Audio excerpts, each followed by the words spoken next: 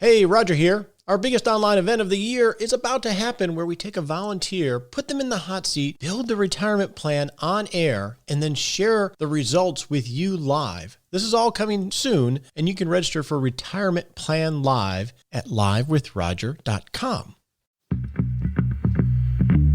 You are never too old to set another goal or to dream a new dream. C.S. Lewis. I would argue that it is essential that you keep setting new goals and setting new dreams, especially in retirement. And we're going to talk about that today on the Retirement Answer Man Show. Hey, welcome to the show. My name is Roger Whitney. I am your host. I am really glad that you are here with me. Now, if you're new here, this is the show dedicated to helping you not just survive retirement, but to truly rock retirement. Make this the best phase of your life. I truly believe you can. And you have joined us in week 2 of a month-long series called Retirement Plan Live, where we are working with a listener, Trish, who you got to meet last week, in having some planning conversations to help her and her partner, Lynn, define how they're going to rock retirement. Now, last week, if you didn't listen, go back because you got to meet Trish. She was laid off last year unexpectedly, and now she's thrust into this, what do I do now? Can I retire or do I need to go back to work? And she talks a little bit about that. And today what we're going to do is help her, or actually listen to her, define her goals, what she and Lynn want to accomplish in this next phase of life. And we're going to have a worksheet or two into our 6-Shot Saturday email so you can start to do some of this work too. Because this is definitely a step-by-step process. And if we take them in little small steps, it can start to activate some thinking. So maybe you can set a new goal or a new dream. So if you're not on our 6-Shot Saturday email, it's really easy. Just go to rogerwhitney.com and enter your first name and email, and you'll receive an email once a week on Saturday mornings. And that is where we share the recap of the show, but also worksheets and other tidbits of things I'm reading or find interesting or helpful. So you can get that at rogerwhitney.com. With that, let's go talk about what the heck do we mean by goal anyway? Huh? What does that mean? Goal, in its essence, is something that you want to achieve in the future, right? I can recall when I was cycling the Monarch Crest Trail with a client last summer. My goal was very short term. Obviously, the bigger goal was to complete the 30, 40 miles. I don't even remember what it was, this epic mountain bike course.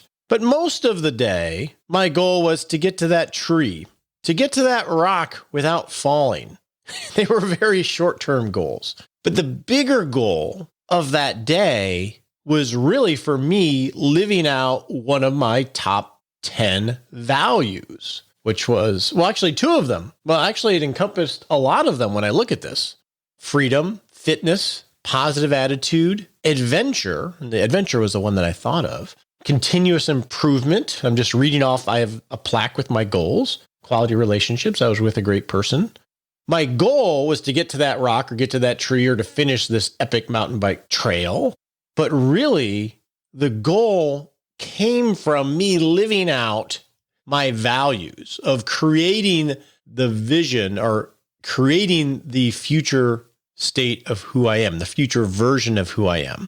And that is a lot of what motivates us when we think about goals. Yes, it's getting to that rock or achieving that promotion or getting to retirement. But that's just a stair step in leading out this vision of being the person that we want to be, that next version of who you are. And all of that comes from, for me anyway, our values. I know what my top 10 values are. And so when I think of goals, they're really just ways that I try to express my values. They're a strategy for living out my values. So if you think of, you have a quote unquote goal to travel the world in the first 10 years of retirement, that's a good goal. That's a concrete goal, but most likely there's something underneath there. Maybe it's living out adventure or creating experiences with someone you love. So vision and values is where everything comes from. So if you don't have those articulated, it can be harder to set goals. And one thing I want to say about goals in retirement, about dreaming new dreams and setting another goal, well, it's easy to get into this idea that it's, oh, well, if I'm not changing the world, my goals are small. And I talk about dreaming big about your life in retirement. But I don't mean that if your goals aren't changing the world, if they're just being an amazing grandmother or an amazing grandfather, that that's somehow small. And I don't want that to be how it's framed. If one of your goals is just to be that amazing grandmother that can spend time with their grandchildren every day, picking them up from school and helping out your child, and that's really a goal that encapsulates your values as a person, trust me, that's big. That's big enough. So don't think it's about changing the world, and don't think it's about spending money. Sometimes when I'm working with a client and we're talking through what do we want out of life and we're trying to tease out things that they would like to do, we end up equating it to cash flows from the planning perspective. And that can sometimes, I don't know if the word's crass, it can feel, it's not about spending money. It's about using your resources to live out your vision through goals as your overall strategy.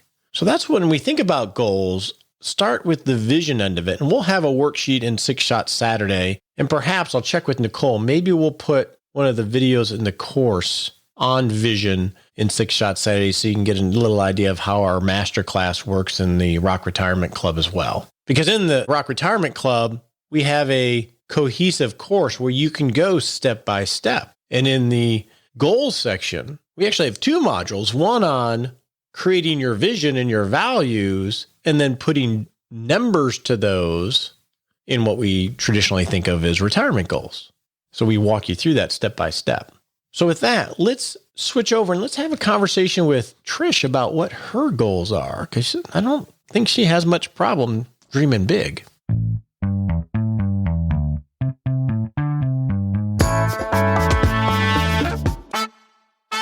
So now we're in one of the initial steps with Trish is now that we've understood who she is and what her current issues are. A friend of mine called it her 911s, what her bigger issues are immediately. Now we can start looking forward a little bit of, okay, what would you want your life to look like? And we'll put some numbers to those from a planning perspective. So let's go see how Trish dreams big about her and Lynn's retirement. Trish is back. Oh, hello. How are you doing? Good. You get a job yet? No. Okay. No. Just still checking. looking. Just like, okay. Well, we'll see. We'll work through whether you have to or not. Maybe you can get that awesome offer and just say, no, thank you. I'm fine. Okay. So you gave us obviously some history about you and Lynn, which is awesome. And then we set those 3 or 4 goals. And so we're going to start with the last one, which is how to dream big.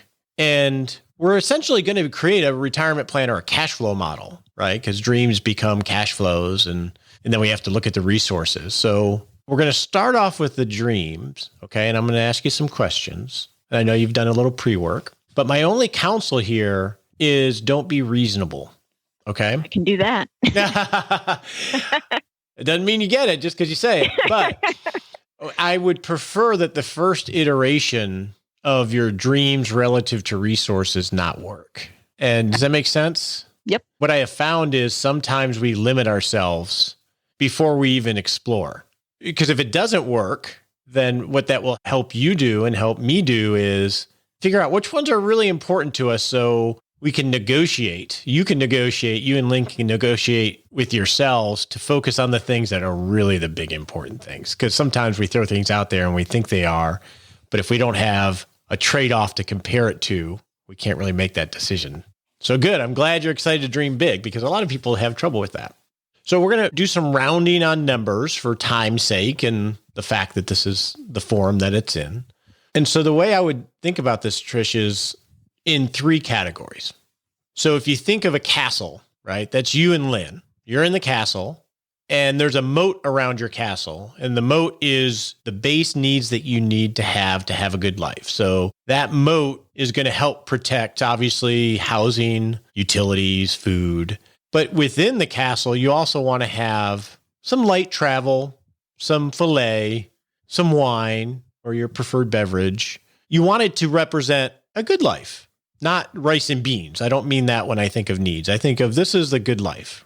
And so that mode is we never want to have that at jeopardy, right? And then the next category are going to be the wants, which are more discretionary. They're extra travel or extra something you'll still have a great life without them, but it'd make the life a little bit more dynamic. And then the final category is the wish category, their aspirational category, which is like the bling, if I could have it all category. And the logic in this is the wishes, that tripwire can go and we're still having a great life. The wants, that tripwire can go and we're still having a great life. But we never want to have the needs, anybody cross that moat. Does that make sense? Mm-hmm. So let's start off on the needs. What is your estimate on what you and Lynn need on a monthly basis to live that good life? So I would say between 70 and 80,000 a year. Now that's interesting because on the sheet that you sent me, you said $10,000 a month. So you're already hedging. Are you hedging? I'm hedging. I thought you said you could dream big. Oh, am I dreaming? Okay. Yeah. 10,000 dreaming. Okay. That's a good number. Yeah. Does that include healthcare and all in? Yes. However, I do at some point, I would like to talk about long-term care and things like that, because we haven't explored that yet. And so how that fits in and what that looks like, I don't know. Okay.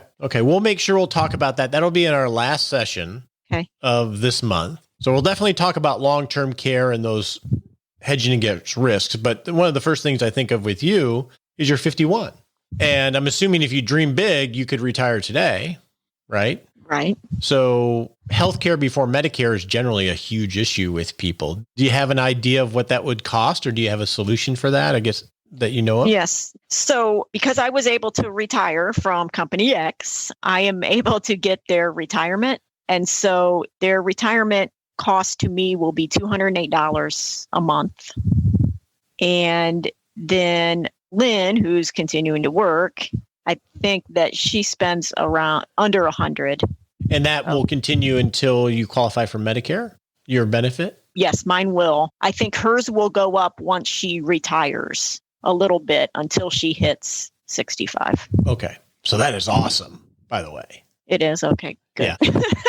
That is awesome. That's a big issue that everybody deals with before age 65 is healthcare before Medicare. Because if you go to the Affordable Care Act or the ACA, you could be looking at $2,000 a month for a couple. Yep. Yeah. So pat yourself on the back. Okay. We give a check mark. Thank you, Company X. Thank you, Company X. Please don't ever revoke it. Amen. And so you and Lynn are legally married. Correct. Right. So in the state that you're at, it's legal, and you're not on each other's health care. That is correct. Okay. Yeah, Because separate. Okay. You could, if you wanted to, but you both have Correct. good health care. And you were talking about moving to different states, and this is just a little bit of a sidebar that I don't know off the top of my head. Are there any wrinkles depending on what state you move to, given that you're a same-sex couple? No, it shouldn't be, since it's now federally recognized.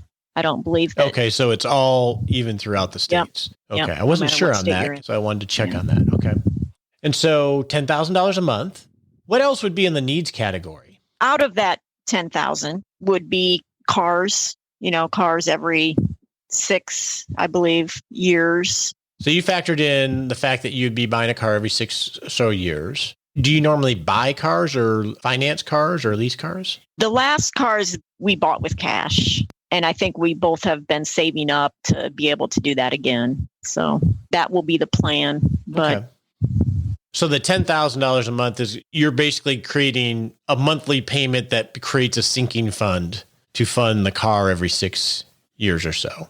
Correct. Okay. So that's how you factored it in there. And I think for our purposes with this exercise, I think that's great. Many times what we'll do in planning is separate out the cars because they're really lump sum purchases in an infrequent rhythm. What else is included in that need? So $10,000 a month is what we established it. What else would you say? You got cars included in there. You got healthcare included in there, obviously the home and everything like that. Yeah, like home utilities, our mortgage is paid off. I mean, we don't have a mortgage. Now we do have a mortgage on the rental yet. That's $38,000. But the plan was always to sell that. It's probably, we were hoping to get 120 out of it. So if we could end up walking away with 80, 90,000, we would put that into this vacation home that we were hoping to acquire. Okay. We'll get into that when we talk about your resources. Anything else in the need category? Are you definitely moving? Yes, we are. When you retire, you're definitely moving. Yes. And is your plan to swap equity, basically take the equity from your house and maybe a rental and pay cash for the new house? Or will you be coming cash out of pocket? We were planning on keeping this house for maybe a couple years. They say, don't do everything at once. Don't be a drastic changer. So we were going to maybe buy something and then go in between and then eventually sell this. Okay. So I think initially we were going to pay cash for this vacation home or warm weather home. And that cash was going to come from? That cash was going to come from the sale of the rentals, and then any shortcomings would have to come from our savings. And if we had to, first off, make sure I say this, we're going to use swag numbers to start. Sophisticated, wild, awesome guesses. And so if you had to swag how much you would have to come out of pocket and you were dreaming, what would be that number? I'd say between 200,000 to 400,000. That's after you've contributed to rental. Yeah. Okay. So you're buying $400,000 or $500,000 house somewhere. Yeah. Okay. I'm dreaming big. Go for it. Go for it. So 200,000 cash, and that's in the need category. Would you call that a need category because you're definitely moving or wanting this house, or is that maybe we won't? That's a high wish. I don't know what that means. Okay. I don't know. I mean, you've talked about. I mean, I don't know if it would be a need.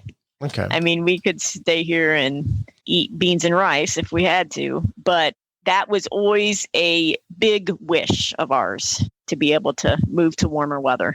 Okay. So yeah, that's pretty high up. Okay. Priority wise. Okay. That's pretty high up. That's important. Are you going to have to spend extra money to prepare your house either for rental or sale? Yes, probably. So that's probably a little bit. The normal upgrades, and that's extraordinary expenses that might be in the need category. Absolutely. So what might that be? I would say maybe 20 to 40 at the most. All in. I think that's probably high. Okay. And I'm assuming I should have started here. In an ideal world, you're retired today, right? Yes. And Lynn is working for how many more years? 2 to 3 more years. Okay. So 2 to 3 more years. And so if you need $10,000 a month, but Lynn is working for, let's say 3 years. Sorry, Lynn, maybe 2. 3 years. How much of that $10,000 a month is covered by her income? Half. Okay. So we would need $5,000 a month plus extras coming from your resources. Okay. And so when would we do those home renovations? I would say in 2 years. Okay. So 2023-ish. Okay.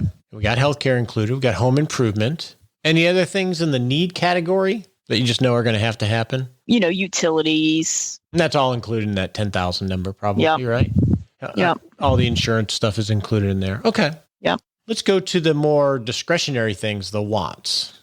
And so travel, I assume, is one of those. Why don't you just start listing things off as you see them or think of them? Yes. So travel, I believe I put in that I would like to do I think I put 10 or 20,000 each year.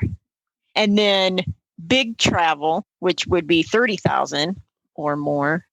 After we retired. After both of you retired. Yeah. Yeah. Okay. So from now until for about 3 years, we would spend 10,000 a year. Okay. And then after that, once we both retire, I put 30,000 for 30 years. For 30 years. So give me an example of what you do when you travel. Is the cost because you're going to bring everybody and take people with you, or are you a Ritz kind of lady? No, and believe me, we've never spent that much, but I think I'm going to have time on my hands. So I'm going to want to go to Europe. I'm going to want to do cruises, Mediterranean cruises. And then if, I don't want to go to Europe this year, then I'll bring the family and we'll rent a big house somewhere and spend time that way. Okay, I love that. Okay, so we have $10,000 a year for the first 3 years while Lynn is still working, and then $30,000 a year for 30 years. For the both of you to really go. Yep. All right. I like it. I'm not promising anything, but I like it. And then we have, what else do we have we have renovate, we have the renovation. Anything else in the wants category? So we have your base life of $10,000 a month, which is a great life. And then we added the reno there. And then we just added your travel. Anything else there that you want to accomplish that's not aspirational, but something that's a little bit more important? This may be on the verge of aspirational, but if we're going to warm weather, then I think that I'm going to need a convertible. Well, of course. Of course. So I did put down that some kind of sports car in 2026 for $80,000. All right. You got sports car for $80,000 in 2026. Okay. Before we get to the wishes, anything else in that wants category? You got the new home accounted for? Yep. No, I don't think so. Okay. Well, okay, let's go aspirational now. Those things are life related. Aspirational, what do you have in that category that you and Lynn would like to do? Aspirational. Well, I have a twin sister that lives in Palm Springs, California, that I would love to be able to buy a condo or a townhome in California that we could be near her and travel to. Okay. In addition to our home. And then, of course, I'd probably need a nice sports car there. All right. And so potentially a condo in Palm Springs. So that means you would have the home in Middle America. You'd have the home in Arizona or Florida, and then a condo in Palm Springs. Okay. How much would a condo in Palm Springs cost? $600,000 to $800,000 at least. Okay. Now to be clear here for everybody else, we're intentionally dreaming really big because managing 3 houses has all its own issues and things like that. We're intentionally dreaming big, and there's a method to the madness. So just stick with us here because it's important. And then I see you had some gifting that you had talked about. So tell me about the gifting. You and Lynn wanted to do gifting on an annual basis. Yeah. And I don't think it's a whole lot. I think it was between $3,000 and $5,000 for each of us a year. Okay. And then your mom's alive. Yes. I noticed you made a note because you shared some things with me prior. Is there a possibility that you might have to take care of her financially in some way? Yes, possibly. Okay. Yep. And how old is she now? She is almost 80. Okay. So is she healthy? Yes, she is, actually. Okay. So we'll make sure we have that in the background, that's a possibility. And when we look at your long-term care for you and Lynn, we'll make sure we stress test a little bit for that as well. I have the privilege of talking to you, but I have, unfortunately, not the ability to talk with Lynn. So you are communicating her dream. Is there anything that she would share that maybe you hadn't thought of? What would she say? She would want to vacation with family. She has often talked about renting a big old house and inviting her whole family there. Both her parents have passed away, so there's not that anymore. Okay. In terms of these dreams, there's a 9-year difference for you and Lynn. I see you. You look like a healthy, happy person. I'm assuming she's a happy person. Is she healthy? Is she similar? She does have some heart issues. She has Barrett's disease. I don't know what that is. It's a problem with her esophagus. Okay. That people who have it are more likely to get throat cancer. Okay. And so that was a scary thing for us. So she has a little bit of health issues, but healthy and happy other than that. Yep, I would say. So how much, when you think of these go-go years, there's a 9-year difference there, right? So you probably have more go-go in your tank than she does just from being younger. When I think of myself 9 years ago, I'm 53 now. I had more go-go in my tank than I do at 53, energy-wise. How much does that influence front-loading some of the experiential or stuff like travel?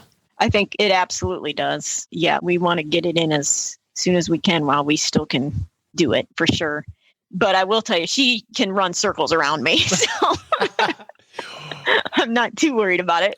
Which is a great way to stay young, actually. It's a great way to stay young. Now, this might be a little difficult, but I'm just curious for the two of you, all of these goals, these needs, wants, and wishes, and we're going to summarize these and we'll share a version of them in 6-Shot Saturday so people can follow along. So you can get that in our Saturday email. But like when I hear these goals, like the 30,000 a year travel for 30 years. So if we assume that today, that means the last year of that is you're 81 and she's 90. It's often very hard to think of ourselves as an 80-year-old and what we would be doing then. Would you own 3 houses when you're 80? No. And I see us selling our Midwest home within 3 to 5 years after purchasing our warm weather home. Okay. To simplify. Yeah. Okay. In our next session, we'll walk through that too and make sure we outline that. But even spending $10,000 a month, if that's a good life right now, and we're going to inflation adjust all these numbers. And by the way, we're assuming after-tax dollars with all of these numbers. That's $10,000 hitting your bank account. Do you see yourself spending the same kind of money you spend now when you're 80? No, I wouldn't think that we would. You think it would go up or down? Well, down. Down, okay.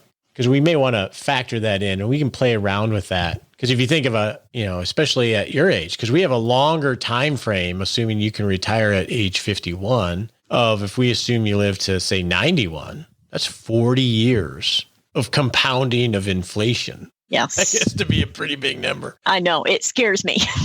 Yeah. So here's a question. In order to achieve some of these things, would you and Lynn, be willing to work part-time? Yeah, I think so. I think I would be more willing than she would. Okay. As long as it gave you the time freedom that you wanted. Sure. Yeah. All right. Well, bravo to you for dreaming big. You did well. Great. And so now in our next chat, we're going to put the pillow away. We're going to wake up to the world and look at what resources we have to fund these dreams. So we'll talk about those next time, okay? Okay, great.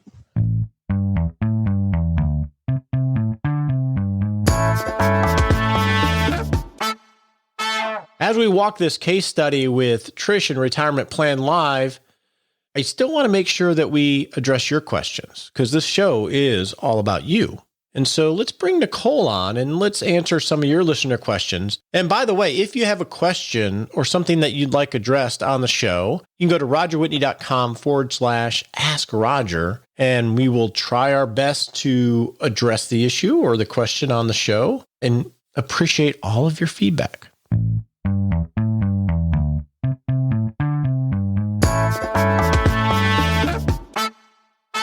One of my favorite parts of the show is answering your question.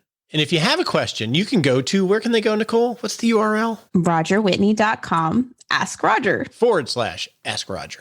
Right. That's important. Yeah. And you can ask an audio question. You can leave a question and we'll try to get it on the show and answer it. Nicole, how are you doing today?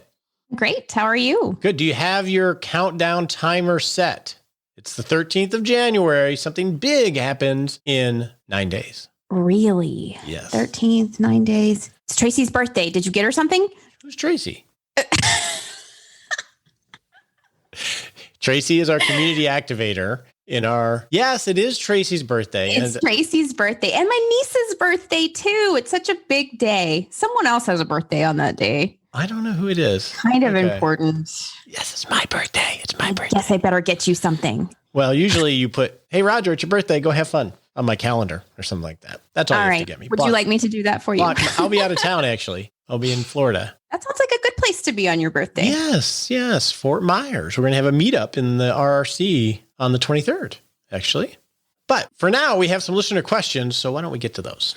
Alrighty. Our first question is from Chad. And this is kind of a lengthy one, so I'm going to sum up a little bit. He wrote in that he has a 457 plan and it has a Roth and a pre-tax option. Unfortunately, he can't have different asset allocations between the two types. So if he's got 50% in one fund on the Roth side, he's got to have the same thing on the pre-tax. He was wanting to use the Roth for long-term planning and maybe to pass along to his kids. And then he wanted to have a cash bucket on the pre-tax side. for when he hits retirement. Since his plan won't let him do two different allocations, he wants to know what your thoughts are on the asset allocation.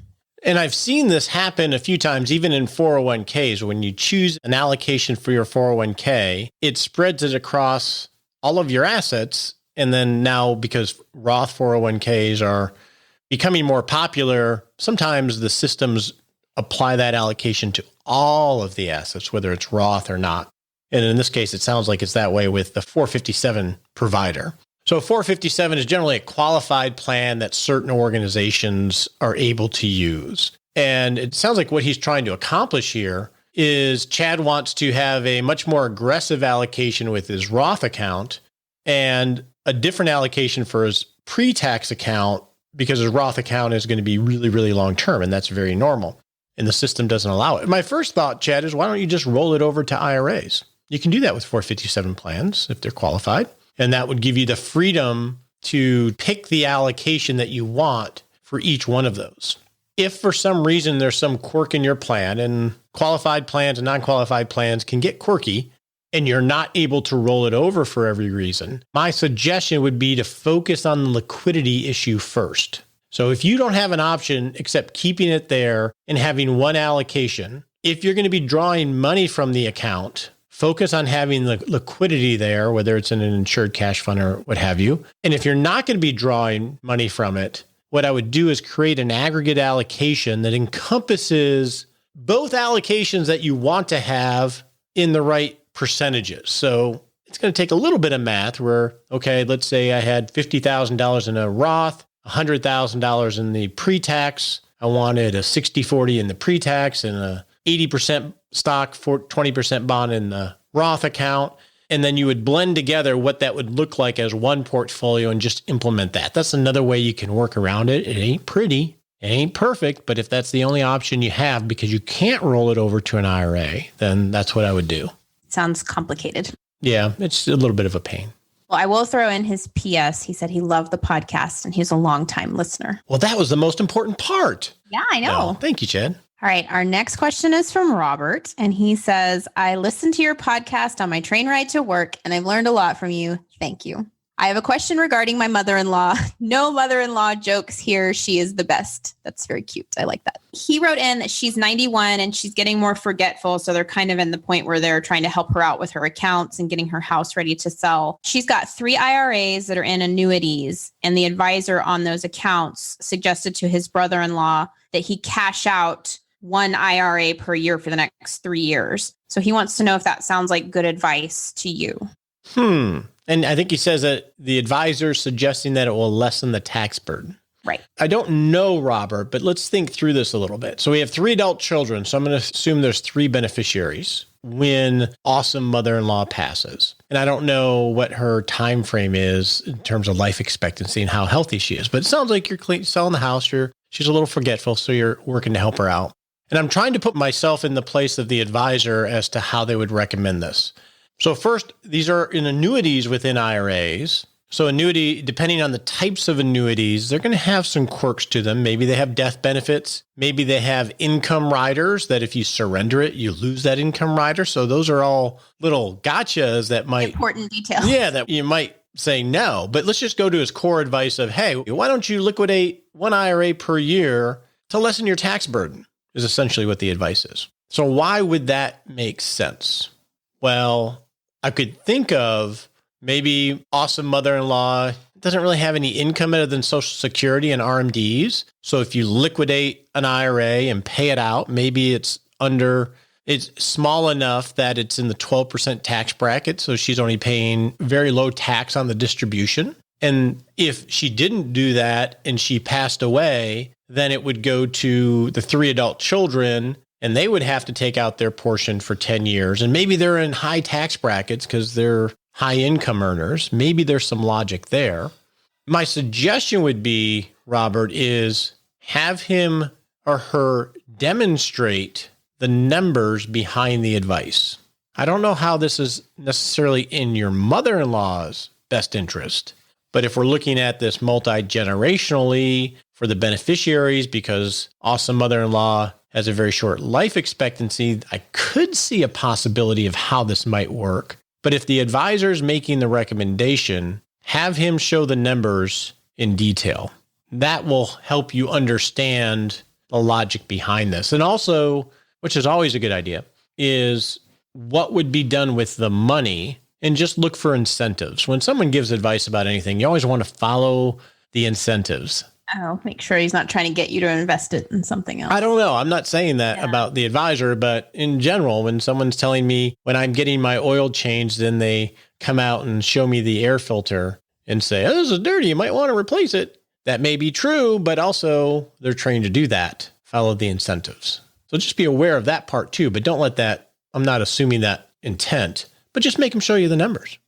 Our last question is from John about the pie cake. He wants to know the podcast that addresses how you move money from one layer to the next layer in your pie cake. So if you're using up layer 1 in 2 years, how do you move money from layer 2 to layer 1? And so this is January of last year. I think we talked about the pie cake, at least on the podcast. A lifetime ago, basically.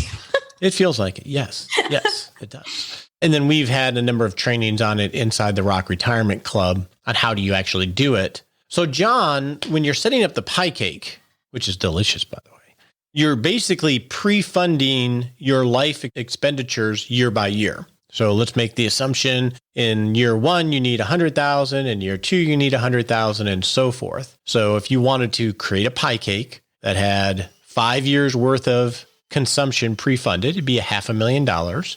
And then you would buy individual securities to fund the pie cake, or when you need to use that money to pay for life as time unfolds. So first 2 years might be in cash, the third year might be in a CD, the fourth year might be in an individual bond that matures, or a fixed annuity or something, and so forth. And so you're naturally going to eat through the layers of the pie cake each year as you spend the money. So now the next layer above that is typically what's like the core portfolio. We'll call it 60-40, just to be generic about it. We'll say it's 60% stocks, 40% bonds. So as you start to eat through that income floor of the pie, that layer of the cake, what you'll have to decide for yourself is, do you go ahead and build another income floor out, build it out again another 3, 4, 5 years? Or do you just simply stay with a thin layer for that liquidity or that income floor of 2 years? And that can be, the way you would decide that is, one, how funded you are. If you're overfunded, you could probably just have 2 years of liquidity after you've eaten through the beginning years. It could be based on your age, but you would want to decide how much of an income floor you want to maintain on an ongoing basis. Typically, I don't keep building it out forward as you start to eat through it, because what happens is you start to get older, sequence of return risk starts to shrink, and you've gotten into a rhythm of what you're spending, your non-discretionary spending really is. So it tends to be a lot easier once you get into retirement. Building out a big income floor at the beginning really helps because it gives you a lot of liquidity. So when you change your mind about stuff, or if the markets go down and you're young, you have a lot of wiggle room to make adjustments. Nicole, are you glazing over, or did I explain that fairly well? I think you explained it well. I was also thinking about that picture somebody posted in Rock Retirement Club of that bakery that actually made the cake that had some pie layers in it. It looked really good. Did you see that? I did not. But that sounds like you got to go look for it. Maybe I'll order that for my birthday. It was very expensive. Oh, was it? Yes. Then maybe you should order it for my birthday then. Oh, okay. Yeah. I'll get right on that. Well, let's go set a smart sprint now. On your marks, get set.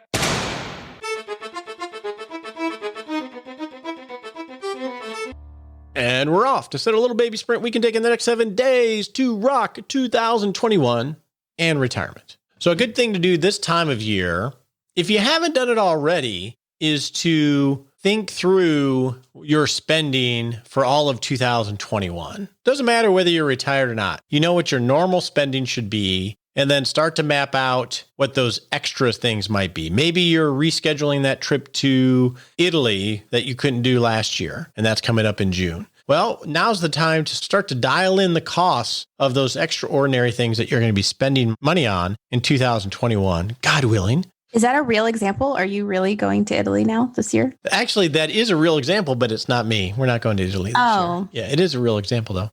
We're going back to Colorado. I mean, I like Colorado. Yeah, we A little different than Italy, but because we're not going back to Italy, we splurged a little bit and we're going to be right on the river, right on the Arkansas River. That sounds great. When am I going to be invited?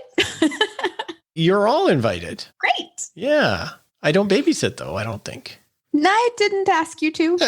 Oh, you don't trust me. Okay. But we want to start dialing in what those expenditures are going to be. Because normally we swag them, but now's the time to get those numbers so you can get your liquidity right. So that's a good thing to do here in the first part of January.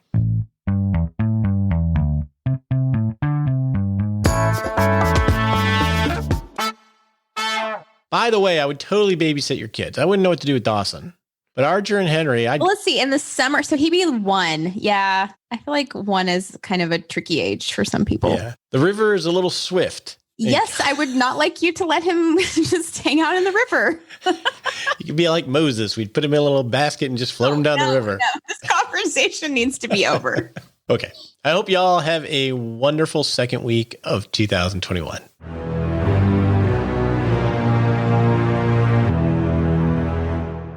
Hey, it's time for that all-important disclaimer. We so appreciate you listening to the show and love your questions and love the teaching that we're able to provide here. And actually, it helps us too. But remember, you're not our clients. Not love it if you took advice from us on the show. We would not love it if you took advice from us on the show. Realize it's helpful in education. Talk to your legal advisor, your tax advisor, or your financial advisor before you make any decisions.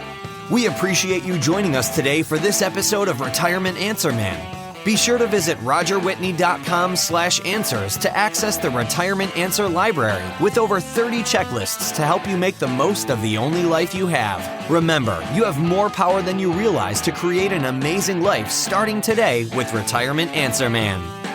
The opinions voiced in this material are for general information only and are not intended to provide specific advice or recommendations for any individual. All performance referenced is historical and no guarantee of future results. All indices are unmanaged and may not be invested into directly. Have a wonderful day.